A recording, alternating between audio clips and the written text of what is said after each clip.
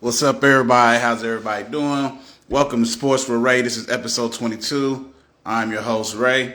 Hope everybody had a great Valentine's Day weekend, all that good stuff, you know. There's a lot of things that happened, so let's just get straight to it. It was a wild week of sports.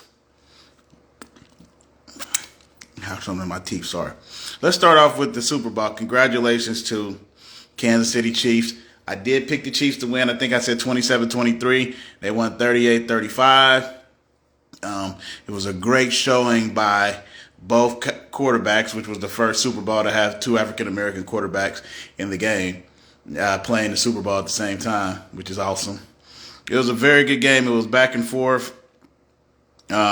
Philly went up, but, you know, you got Kansas City and you got that man Mahomes, who I said I can't bet against. I'm tired of trying to find ways that the other person, that top person, could possibly lose when you see them in their prime, in their element. Essentially, I mean, I know everybody wants to talk about the holding call, whether it was holding or not. It was a pretty clean game. They admitted it was holding. It just sucks because, I mean, the last two games that Kansas City did win, they essentially won by calls that should have been called, but, you know, just by a mundane ending to great games that were played in the playoffs. So, Philly, Jalen, you are who you are. You see what I'm saying? And continue to shine. Continue to shine. For some reason, just watching a lot of these shows, it's funny how there's always so many questions around these black quarterbacks. They just get reworded in different ways, and I just don't get it. I don't understand. I'm not gonna lie. I don't get it, man.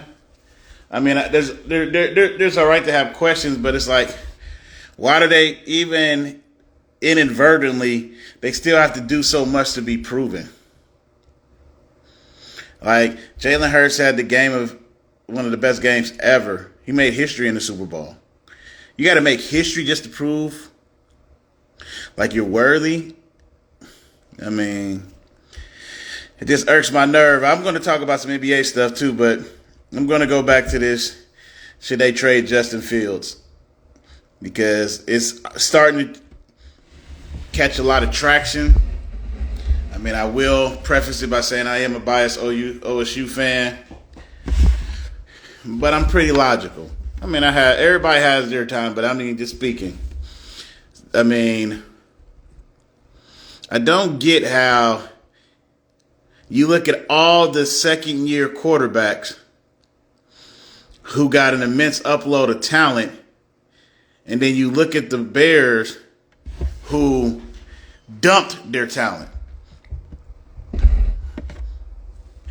which factors into both sides of the ball. And you knew he didn't have a fair shot. He was able to do historical things with his legs, which for some reason people don't seem to comprehend. He wasn't a running quarterback. He's a dual threat, and he could run. He didn't run a lot. He threw at Ohio State. Now, he does hold on to the ball too long. I agree. He has to work on that. But he's a throwing quarterback that happens to be able to run. And to survive, he did what he had to do. I mean, I regurgitated this before. You look at the first half of that season, they looked incompetent on offense. And then they led the league in offense once after they lost 12-7 to the Washington Redskins. They came back and led the league in scoring for like the next 4 or 5 weeks. Any other quarterback that does that, there would be no questions asked. And I'm just looking at, shout out to Trevor Lawrence, man. Trevor Lawrence, as you see, he got an offensive coordinator behind him. He looked different at one time, but shout out to him. Toward the middle of the season, he started to click. But as soon as his coach got fired and they got Doug Peterson, there was never anybody saying, well, should they stick with Trevor Lawrence? This is like a foregone conclusion. Like, he didn't bring that person in. They didn't, like Doug Peterson didn't draft Trevor Lawrence, but it's like no question. But you see, I'm a Bears fan. That offense is inept. I've seen, like how some people talk about other quarterbacks. I've seen people not being open. I've seen the line getting beat. I've also seen him hold the ball a lot. You know what I'm saying? But to go from nothing and then to against good competition, put up points after they were in the playoff mix. I mean, for a short period of time. Then you give up your two best players on defense, so you can essentially tank, and you still put you put your team in position to win. Because if they had Roquan Smith and Robert Quinn, they might have been where Detroit was. Because Detroit started out 1-6. Chicago didn't lose a lot of games, but I'm saying you lost an all-pro linebacker and your best defensive end when the defense was decent at the beginning of the year. Because the defense and the offense, when you don't have a lot of talent, you need as much help as you can get.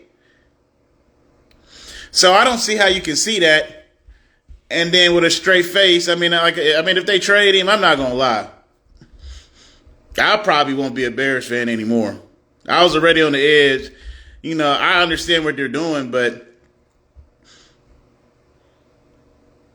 I just don't. I mean, when you get somebody to galvanize, like he galvanized that locker room, like he's their leader. Like you've been looking for that for the majority of my lifetime, and you found it with the cupboard bare.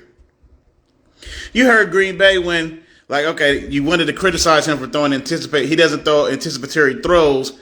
And then St. Brown against Alexander, nobody talks. I mean, he had great passes there. When he went crazy there, he's a great deep ball thrower. But on the comeback route that Jair Alexander intercepted, he said he knew he could pick it off because the receiver who used to play for the Green Bay Packers runs sloppy routes. And that was the anticipatory throw that people want him to make. So when you got that kind of stuff on the outside, they got free. Brian Pringle didn't do anything. Dante Pettis had a lot of key drops. Velus Jones had two crucial fumbles that cost them football games.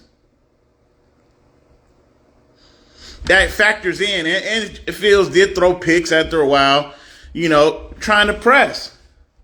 So, I get it. It's all about, the Bears hold the chips. But are you sure? Well, like they said, you've seen our offensive line. And then it's like, okay, you do trade Fields and then you get another quarterback. Then you're going to spend all the money, on the people that you want. Quarterbacks get injured all the time. A lot of these quarterbacks people get hurt in football. I'm not wishing any will on anybody. You want to have Bryce Young? Okay. Is his arm stronger? He's not bigger, stronger, or faster than Justin Fields. And you play in Chicago, where weather is a factor. And you have a porous offensive line and not enough receiving talent. Even though I know you can change that. Are you willing to do that? I like C.J. Stroud. C.J. Stroud is a Buckeye. The scout report is when he gets pressure, he's not accurate. And until the Georgia game, didn't show his dual threat mobility. So you willing to risk that? If they do, trade, man, I hope, I ain't gonna lie. So if they trade Justin Fields, I hope Justin Fields goes to the Jets. And I hope Lamar Jackson goes to Atlanta. You see what I'm saying? And then let those franchises see how it feels, when they got to do it, when they got to figure it out. In this day and era, it could work. It could. This isn't Josh Rosen, and this isn't Baker Mayfield. No disrespect, I'm just saying. That just kind of got me fired up because I keep watching this, and it's just like, I saw them in games. I saw them neuter and take the free agent wide receivers were N'Keal Harry, who didn't play for the majority of the season, Brian Pringle, who didn't play for the majority of the season, and Dante Pettis. And then they got Claypool at the end.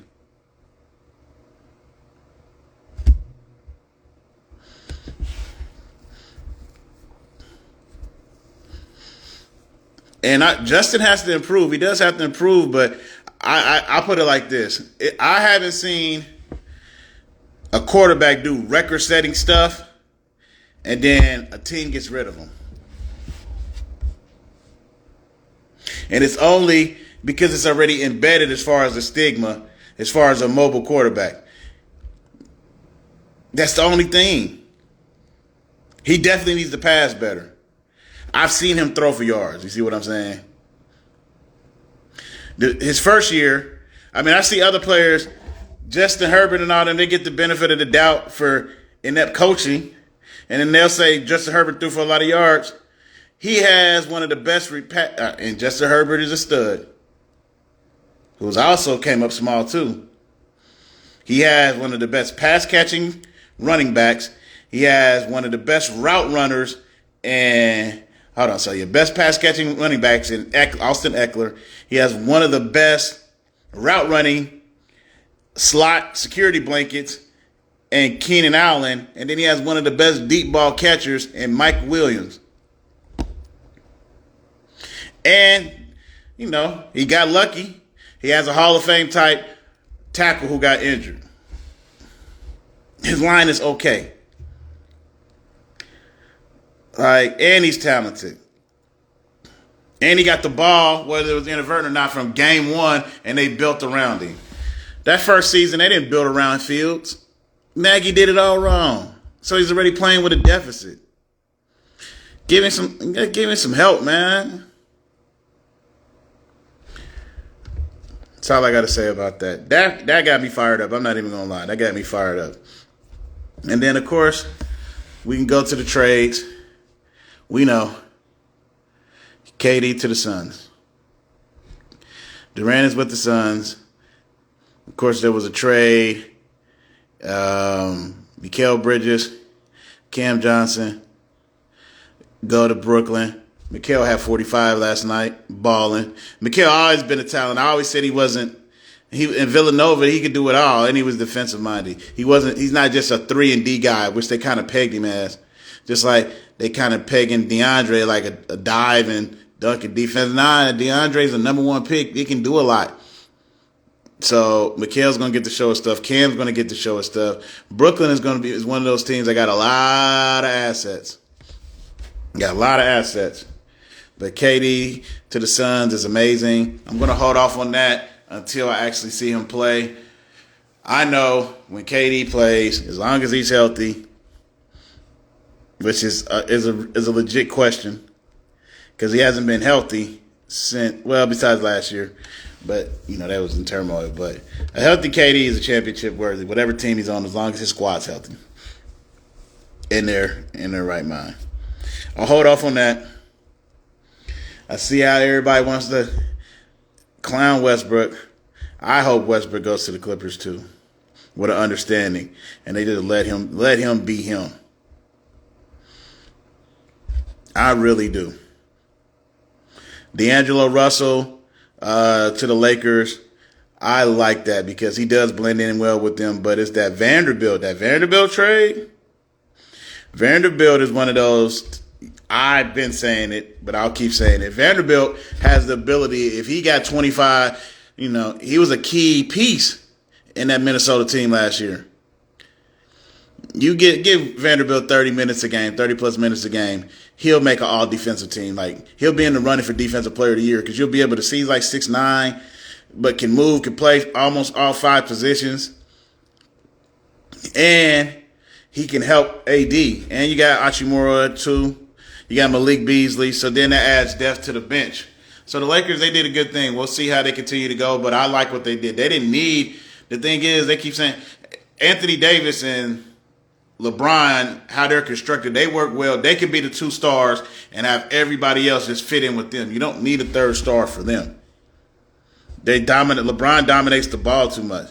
So you need to have a secondary ball. D'Angelo's perfect because he can be a primary, secondary ball handler, but he can also spot up so it doesn't affect his game. A lot of times you're putting predominantly primary ball handlers besides LeBron that are okay shooters.